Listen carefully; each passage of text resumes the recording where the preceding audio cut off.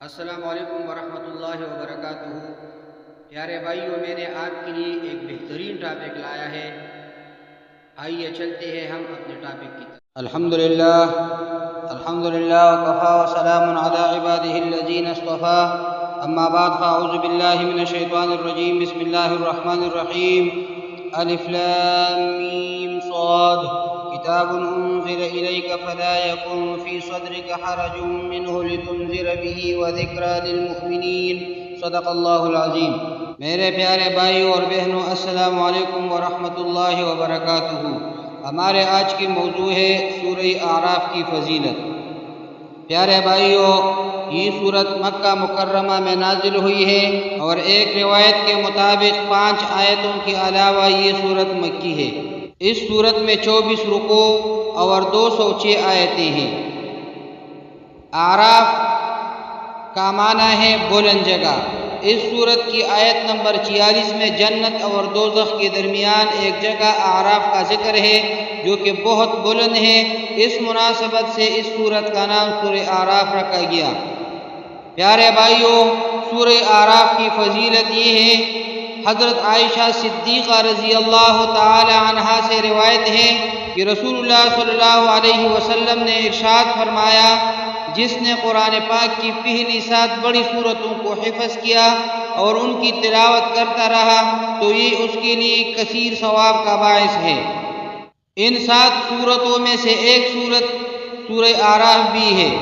پیارے بھائیوں، سورہ اعراف کے مضامین ذکر کر رہا ہوں۔ یہ مکی سورت میں سب سے بڑی سورت ہے، اور اس سورت کا مرکزی مضمون یہ ہے کہ اس میں انبیاء کرام علیہم السلام کی حالات اور انہیں جھٹلانے والی قوموں کے انجام کے واقعات بیان کر کے اس امت کے لوگوں کو ان قوموں جیسا عذاب نازل ہونے سے ڈرانا، ایمان اور نیک اعمال کی ترغیب دینا ہے۔ نیز اس صورت میں اسلام کی بنیادی عقائد جیسے اللہ تعالیٰ کی وحدانیت، اس کی وجود، وحی اور رسالت، مرنے کے بعد دوبارہ زندہ کی جانے اور اعمال کی جزا ملنے کو تفصیل کے ساتھ بیان کیا گیا ہے۔ اس کے علاوہ اس صورت میں یہ مضامین بیان کی گئی ہیں۔ نمبر 1، قرآن اللہ تعالیٰ کا کلام اور اس کی نعمت ہے، اور قرآن پاک کی تعلیمات کی پیروی ضروری ہے۔ نمبر 2، قیامت کے دن اعمال کا وزن ضرور کیا جائے گا۔ نمبر 3، دوبارہ حضرت آدم علیہ السلام اور ابلیس کا واقعہ بیان کیا گیا۔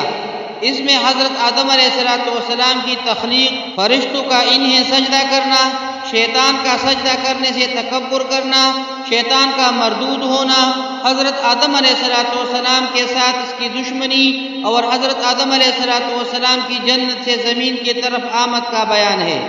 نمبر 4، کفار و مشرکین کے اخروی انجام کو بیان کیا گیا ہے۔ نمبر 5، قیامت کے دن ایمان والوں کے حالات، جہنمیوں اور اعراف والوں سے ہونے والی گفتگو، اور اہل جہنم کی آپس میں کی جانے والی گفتگو کا بیان ہے۔ نمبر 6، اللہ تعالیٰ نے اپنی عطا کردہ نعمتوں سے اپنی وجود اور اپنی وحدانیت پر استدلال فرمایا ہے۔ نمبر 7، اس صورت میں حضرت آدم علیہ السلام کے واقعے کے علاوہ مزید یہ 7 واقعات بیان کی گئی ہیں۔ نمبر 1، حضرت نوح علیہ السلام اور ان کی قوم کا واقعہ۔ نمبر 2، حضرت ہود علیہ السلام اور ان کی قوم کا واقعہ۔ نمبر 3، حضرت صالح علیہ السلام اور ان کی قوم کا واقعہ۔ نمبر 4، حضرت لوط علیہ السلام اور ان کی قوم کا واقعہ۔ نمبر 5، حضرت شعیب علیہ السلام اور ان کی قوم کا واقعہ۔ نمبر 6، حضرت موسیٰ علیہ السلام اور فرعون کا واقعہ۔ نمبر 7، حضرت موسیٰ علیہ السلام اور بلعم ابن باعورہ کا واقعہ۔ پیارے بھائیوں، اس سورت کے آخر میں شرک کا تفصیلی رد، مکارم اخلاق کی تعلیم، وحی کی پیروی کرنے اور اللہ تعالیٰ کی طرف رجوع کرنے کا بیان ہے۔ سورہ اعراف کی اپنی سے ماقبل سورت سورہ انعام کے ساتھ مناسبت یہ ہے کہ سورہ انعام میں حضرت آدم علیہ السلام کی تخلیق، سابقہ امتوں کی ہلاکت اور انبیاء کرام علیہم السلام کا ذکر اجمالی طور پر کیا گیا تھا، جبکہ سورہ اعراف میں ان تینوں اموروں کو تفصیل کے ساتھ بیان کیا گیا ہے۔ اب ترجمہ سنیے۔ الف لام میم صاد، یہ ایک کتاب ہے جو آپ کے پاس اس لیے بھیجی گئی ہے کہ آپ اس کے ذریعے ڈرائیں، سو آپ کے دل میں اس سے بالکل تنگی نہ ہو، اور نصیحت ہے ایمان والوں کے لیے۔ اقول قولی ھذا استغفر اللہ لی ولکم ولسائر المسلمین۔